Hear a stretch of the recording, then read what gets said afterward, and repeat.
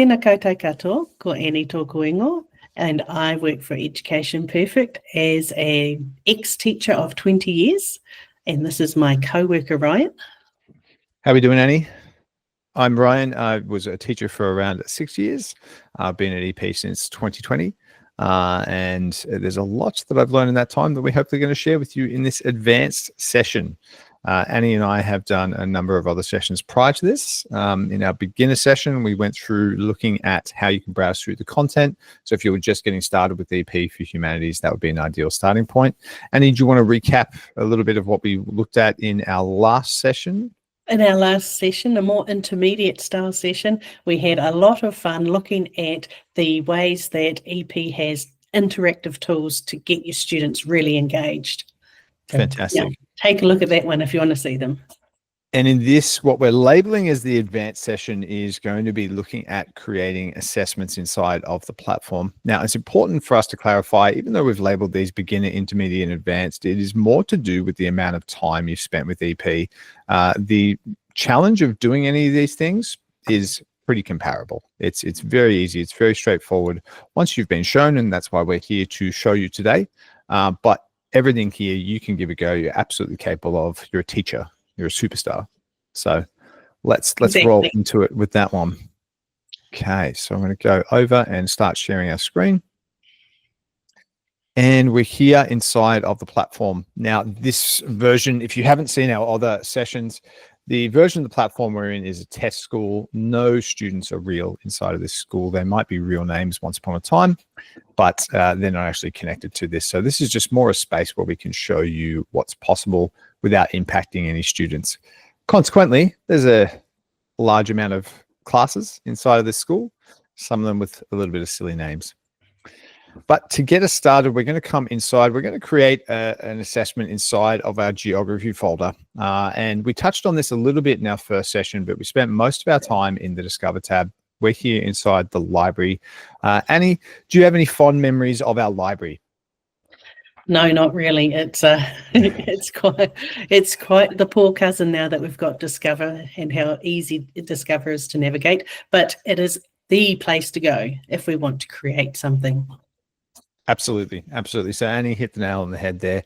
The library here has been historically how we used to organize our content. But as Annie's pointed out, it's not the most aesthetic space to be in. It also doesn't allow for an ease of creating courses or arranging your content. It's still possible to arrange your content in here. It's just not as flexible and as functional as we want it to be. So the Discover tab will eventually absorb all the capacity that the library has, and we'll ideally have it in a lot more user-friendly methodology.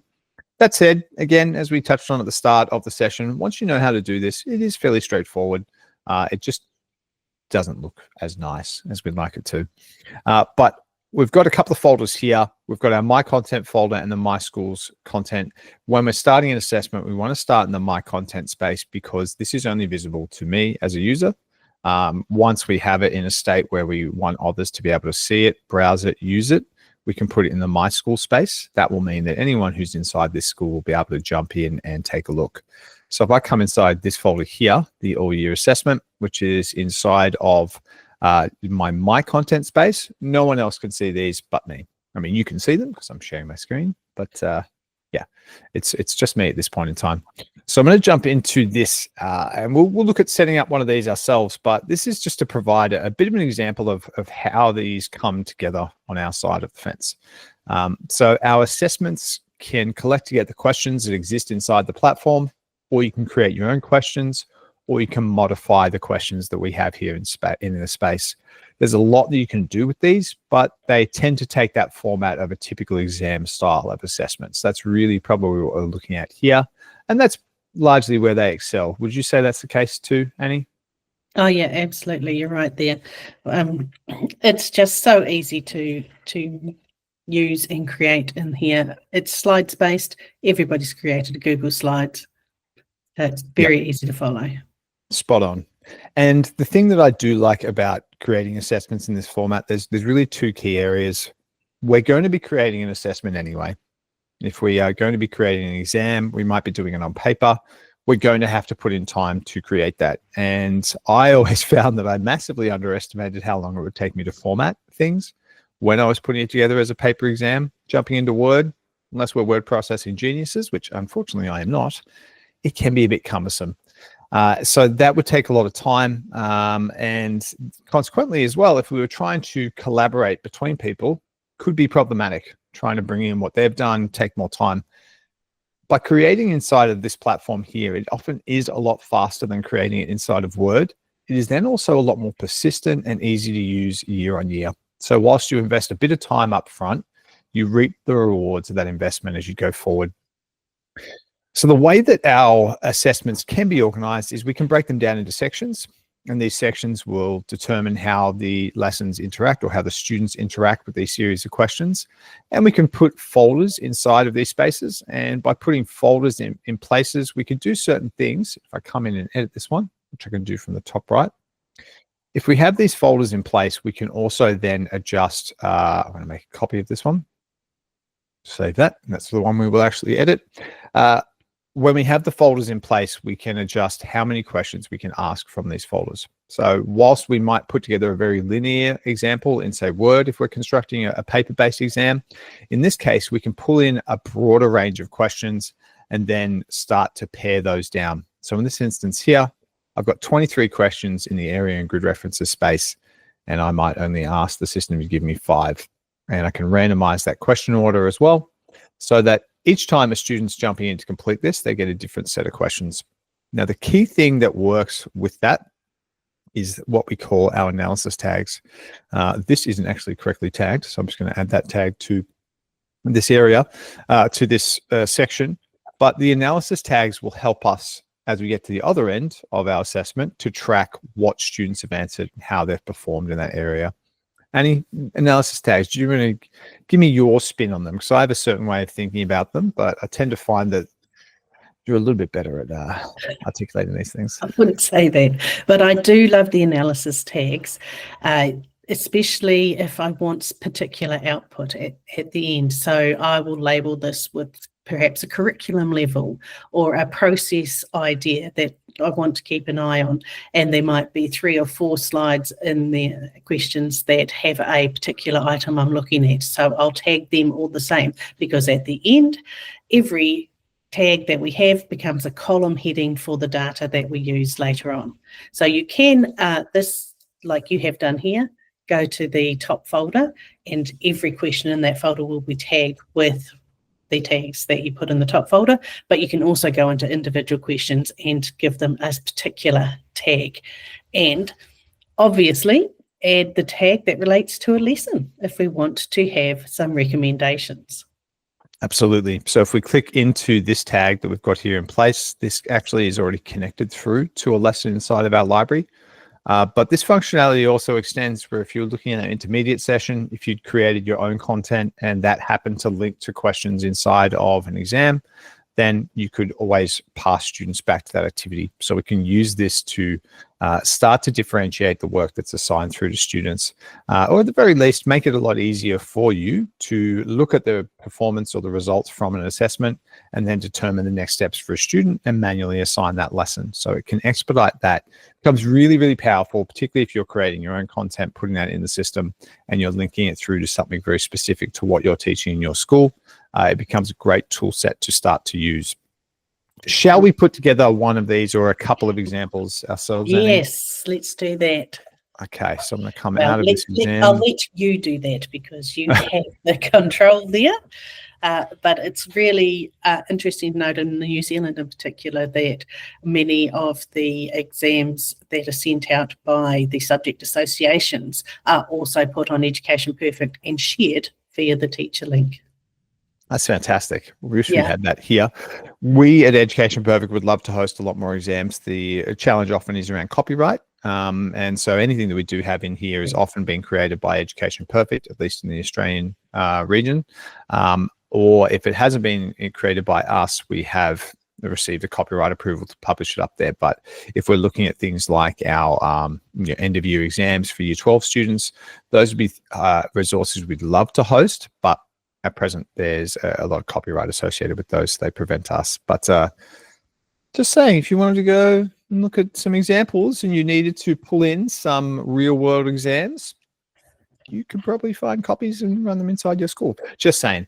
Okay, so if we are inside our My Content or our My Schools content space, we want to come up here to where it says Create New, and we're going to create an exam.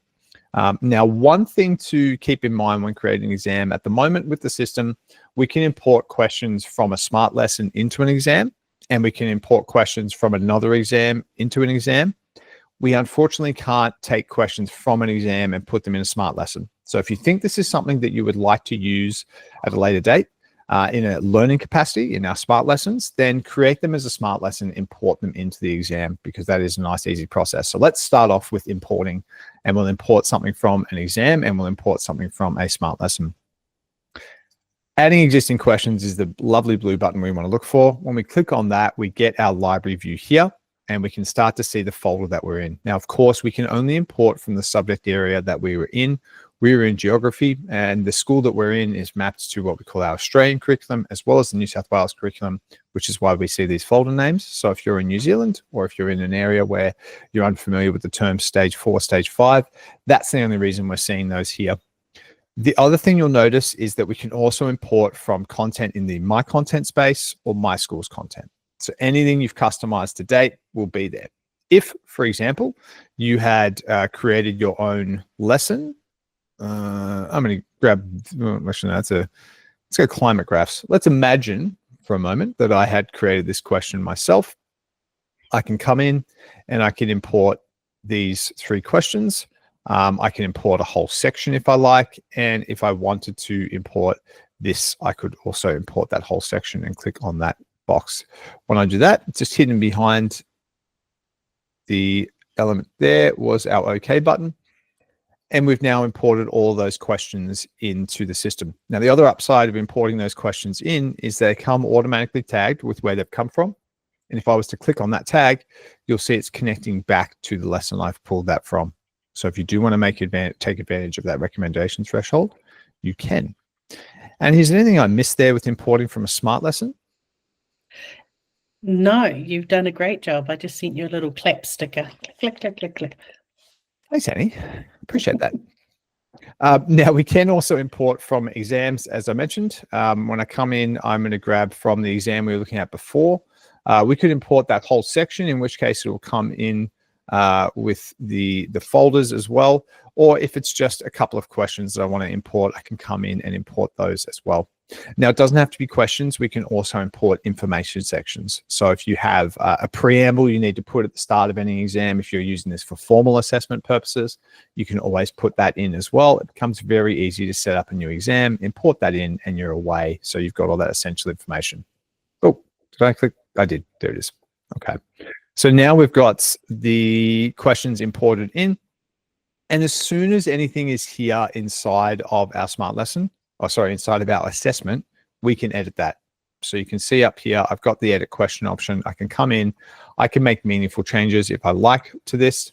If I want to add some additional options, I can. I'm just going to call these option 3 and option 4.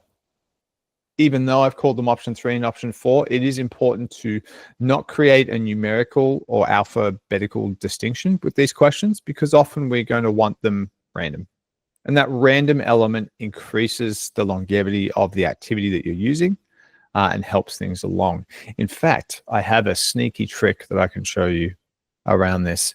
And when you were setting exams or assessments for students, was there anything you liked to do to catch them out and make things just a smidge harder and a bit funnier for them?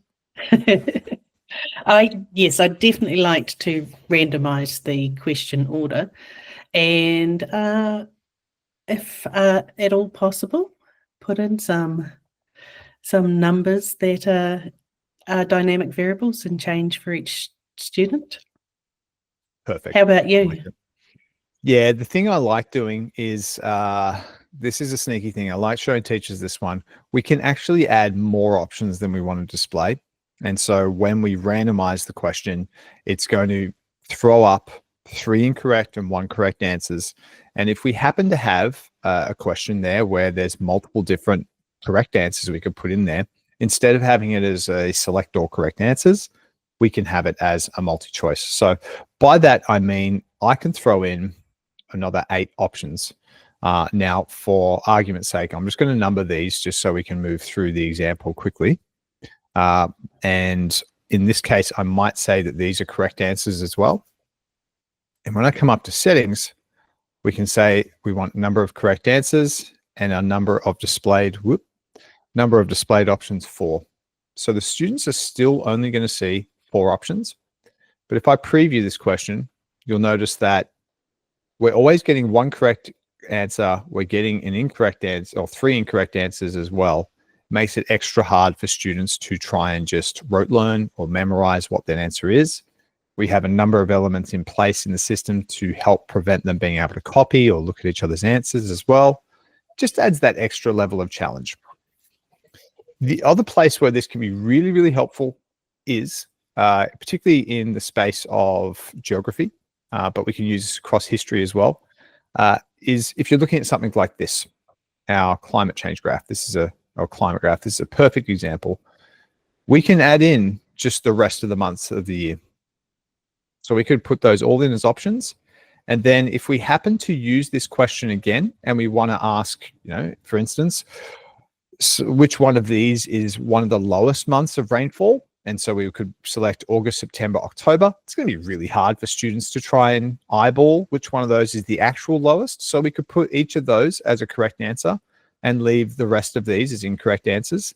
But then we might ask similarly, highest level of rainfall, in which case we might put Jan, Feb in place. We can see in this case it is Feb, but if we're asking students which one of these months had the highest level of rainfall, it's a way of being able to assess their understanding of the lesson without having to make it too hard. So that's a great one. I use that all the time, particularly if you saw our intermediate session and we were looking at embedding elements in. You can embed something like our world in data, have a graph or an infographic or an information display in there, then set a series of questions that relate to it. Can really expedite what you're doing there. And you just copy the question and change which is the correct answer and the wording in the question. Yeah, exactly. So we've got our copy question up here. We can just copy that. We're now into a variation of this. So we could say, what's the coolest month? This is the coolest in Broome. And then we can change that as well and get our correct answer. So let's say, for argument's sake, I haven't looked at that graph, but it was February. It's clearly not, but let's say that it was. Then that was just how we changed an answer. So if we're looking at pieces of information like that, we can be a lot more thorough in assessment of something like an information source, like a graph, and set a series of questions that will help us to get a better understanding of where students are at, and also help to expose if there is a misconception they might have around there. So that can be a handy one.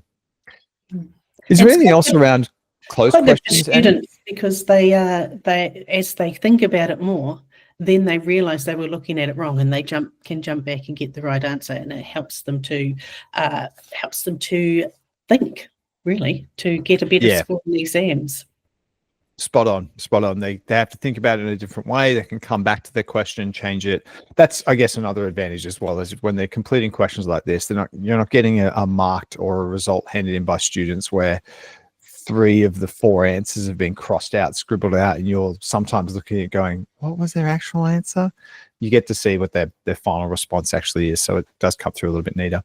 I'm just going to add an extra section in here. We're just going to call these open-ended responses, and we can look at some of the common options that we have here. I'm going to create this one from scratch. We can, of course, import elements in, but just for argument's sake, we'll show you how we can create these from scratch. There's basically 3 things we'd want to include when we're dropping in our own question. Here is my question with the appropriate,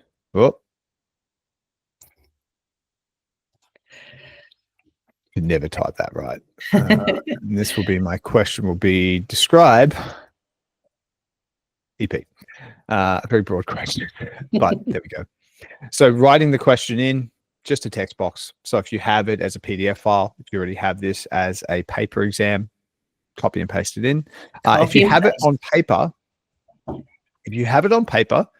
but you don't have it as a digital file, check the printer or the copier inside your office space or inside your school, a lot of them will have a function called OCR, which stands for Ocular Character Recognition. It will be a way of trying to get a digital document in as a paper document. Get a paper document as a digital document. Also check your phone. A lot of the time there's apps on there like Adobe Reader. There's a Google app as well. I'm sure Apple will have an app too, which is like a photo scanner. And that can do a great job of pulling something in, reformatting it as text. Yes, some of the other elements on your page might be all over the shop, like lines that you put in place. But all you really want to capture is the text out of there. If you can do that, copy and paste it in, it'll expedite you translating this through to EP itself. So the element I need then is an answer response. I'm just going to click and drag long answer over. The model answer, enter that in here, is what you can put in place. This is going to be visible for students once they've completed the exam and they go back and take a look at it. This is a great place to drop in your marking criteria. Annie, is there anything else you'd like to put in the model answer space? No, that's it. I do like the putting the marking criteria in there, especially if you're trying to decide between a grade, like getting an A, and the teachers who you share the exam with will really appreciate that as well, to get those grade boundaries. The other thing you can do with your model answer, I've just typed in some random words here, is if you want to highlight any words in your model answer, you can add them in as a keyword. That just means when a student's response comes back, it will also highlight these. So this is often a key element that we find in a lot of outcomes across different curriculums that EP works in. Terminology is often critical in humanities. In the history space, for example, we're going to be looking at key dates or key persons, particularly if we're asking about conflicts or asking about any kind of element in history. We want those specifics. This is a great way of just helping to highlight that. So when it comes through to your marking, it can be a lot faster process. The other thing you can do is if you want to or need to include in a table, or you want them to fill out some information in a different kind of way, you can use that functionality as well. That means this text will be here to start things off. So you might have your date, person, and we might say outcome for argument's sake, and you can include that in.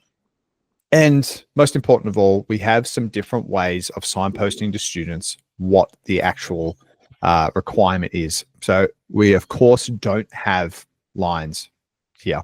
So we could say to students, you need at least 3 sentences, words, or paragraphs. So if we say words, we might be 200 words, for example.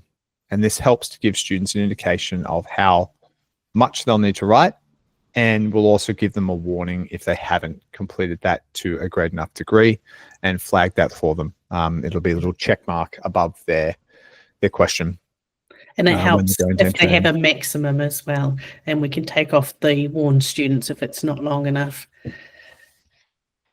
We've also got a couple of little extra settings. So if you want to enable browser spell check, you can. So it's disabled by default, but if the students happen to have, as part of their default browser, a spell check in place. I'm not sure how this would work around extensions, things like Grammarly and other kind of extensions students might have. Sometimes they can circumvent things. The internet's a big place. It's very hard to control everything from our side of the fence. But yeah, that'll come down on your side as to how much that makes it as part of the criteria that you're looking at there. The only other element here when we're doing these model answers or doing the open-ended questions is it is possible to add an explanation. These, again, if you import them into our system, will come with an explanation here. Explain further. This could also be a place where you drop your marking criteria. So you might have your model answer and you could paste your marking criteria in here. The other thing to point to is that things like ChatGPT and other AI-based tools can also help you if you want to generate either an explanation or a model answer nice and quickly.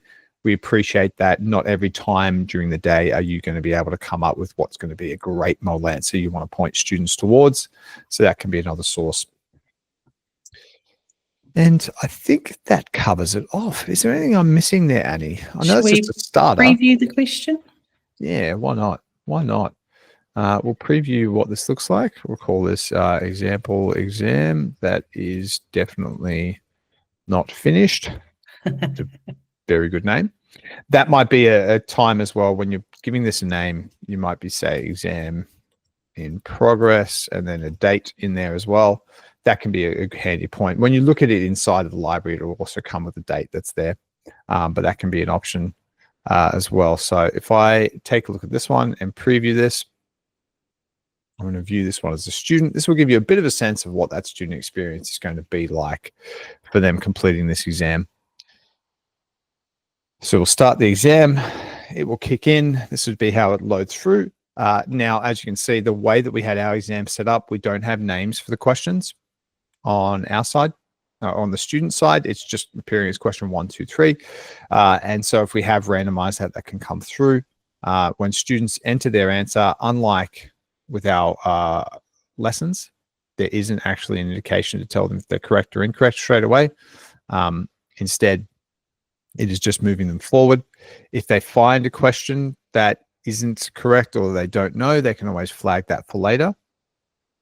And then when they move forward, before they go to submit that question, it will pop back up for them as something that they need to do. We've now looked at enough questions that we can submit the exam. But before I do want to get down to our last question. Now, as you can see, whilst we might have randomized some of these other questions, because of the way we broke those sections down, we can still be very specific with what is surfaced to students. So as we, if we're going to be kind to students, I know I was trying to be unkind before by trapping them with the extra options, but to be kind to them, I do want to build them up. I do want them to feel more comfortable in their exam, help to surface some of the key knowledge before I get them to start to dive down into what they know and get them to write some open-ended questions. So I will often center any of my harder questions or my open-ended questions a little bit later in the paper, and then they can come in here to actually enter their details. Actually, I was going to put volcanoes was one of the words in there.